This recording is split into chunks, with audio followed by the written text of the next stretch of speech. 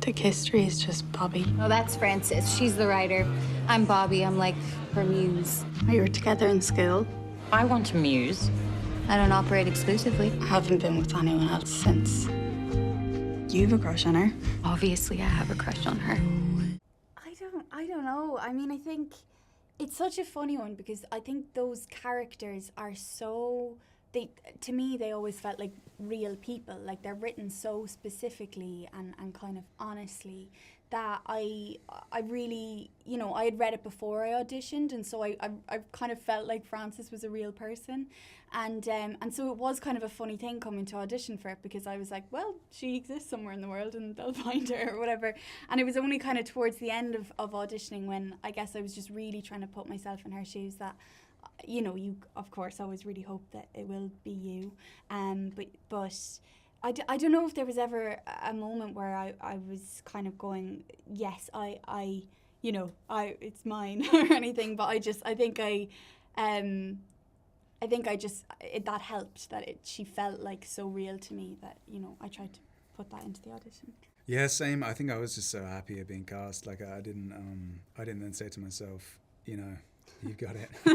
But just was you know, massively happy, and it was like a privilege to be cast in a book that I was a big fan of, be made by a filmmaker I was a big fan of. So yeah, I just felt very, very lucky. Yeah, well, I had very little to go on because I hadn't read the book before the audition, unlike Sasha here, little Miss Goody Two Shoes. But I only had the small scene that they gave me, and yeah, I just, you know, that's the thing with auditions, is it's sort of like a guessing game, like a game show where they don't tell you the answer in the end. So yeah, I didn't really have any clue. It was mine. It was mine from the jump. Yeah, it's probably that. It's exactly what you're saying. It's probably the frustration of the kind of not knowing what a person means in a text and trying to gauge the tone. Like I guess you're kind of reacting to that of like, what do you mean? But it feels really kind of, it is so in the heart of like when they are kind of, I guess, developing this affair, so much of it does kind of happen through, you know, more so I guess in the book they kind of email for a long portion of time and that's how it kind of gets going, but it feels very much like part of the world we live in right now, and so much of it is on our phones and online, and I think that kind of frustration is really kind of recognisable, you know. Not really. I think just sexuality, like exploring your own sexuality in general and kind of having an open mind. If you think, I just knew that Bobby felt a certain way, which was, you can love multiple people, you can try it out for yourself. This is, I only, you know, care for women, but that doesn't mean that you can't be intrigued by this person. And it's all just about, I think, exploring and going with your own mood of the day. You know, who knows? Exactly. Yeah, it's like, who knows? And I think that's gonna pick the today. Yeah, I think that's the beauty of it, is it's kind of like, can't knock it till you try it kind of thing. And who are you to judge, and who are you to know the answer of how you feel about yourself and how you feel about what you want, unless it is right in front of you and you decide you want that. Yeah, I think I didn't. It was definitely not. It's interesting. We've been asked this before, and I don't remember ever being part of a conversation about about anyone being gay or straight or whatever. It was just now Melissa and Bobby are attracted to each other, and you know, if she's in love with Nick or whatever. It just wasn't pointed out, because I liked that it wasn't.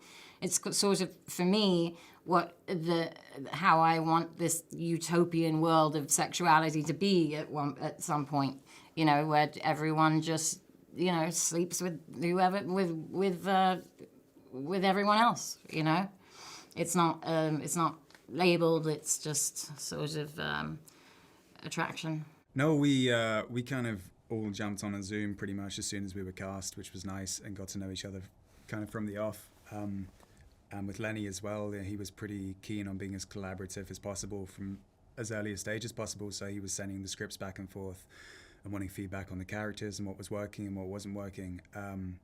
But with all the texting and whatnot, like, I didn't really have to be there for the texting, so so that wasn't for me to worry about. But with the phone calls, we did try and do it so that I was in the room or I was on the phone.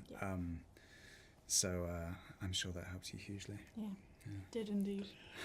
Yeah, we hung out a lot, especially because of the circumstances. We couldn't really go outside our bubble, and thankfully we actually liked each other. So we met each other's families, partners, everything. We were all just hanging out. It was a lot of more socializing than I've ever done on any other set, and that may have been due to COVID, but also I think the show I'd done before at Sex Education, there was a big age gap, at least, story-wise, so I was kind of separate from the crew and from the rest of the cast, or separated myself rather.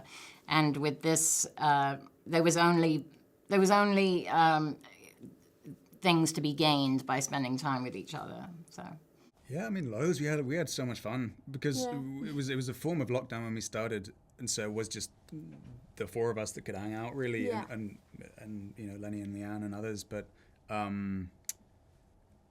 it opened up a bit as it went on, and we were lucky there was loads to do. I mean, whether it was kind of going up the coast in Belfast or spending a couple of weeks in Dublin when we were shooting there and going to the pubs there, and even when we weren't filming but on set, like having someone like Lenny around just cracking jokes was just he's the best and makes everything a lot easier and more fun.